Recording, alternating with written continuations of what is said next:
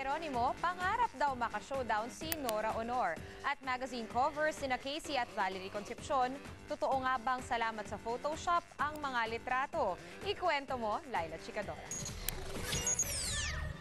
Kasing taas pa rin ang boses ni Sarah Geronimo ang kanyang singing career, pero makukontento lang daw siya kung matutupad ang isa niyang wish. Kapag bibigyan po ako ng pagkakataon na makasama po siya on one stage, parang ini-encourage po ako na mag-acting lessons with Miss Nora Honor.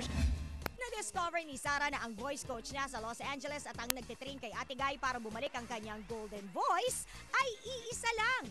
Sa ngayon, katatapos lang magpa-opera ng superstar sa kanyang lalamunan.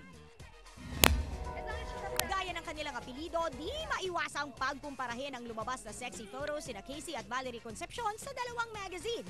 Trending ngayon si Casey sa Twitter, pero kay Valerie, mukhang may na-bad trip yata. Positibo naman dito si Valerie. More than parang magalit ka or na-insulto ka dahil pinagkakompare ka, I feel flattered kasi parang syempre naman, Casey Concepcion is Casey Concepcion. Pero ang tanong, Photoshop nga ba o hindi? Very, very minor. Minor. Gusto mo mamagubad ako? Usap-usapan pa rin ang pagkakalink ni Vic Soto sa mga batang starlet na sina Pauline Luna at Nina Jose. Pero kung ang ex-wife niyang si Dina Bonavira ang tatanungin, happy siya para kay Bossing. Darating ang araw, kukulubot na rin siya.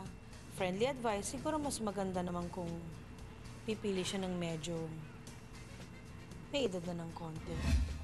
Ano naman kaya ang say ni Dina sa napapabalitang galit kay Pauline ang anak nila ni Vic na si Oyo? Kung may karapatan ng tatay niyang umibig, may karapatan din ang mga anak kong magsalita ng kung anong gusto nilang sabihin. This is a free world. At yan ang latest action sa showbiz. Laila Chicadora, News 5.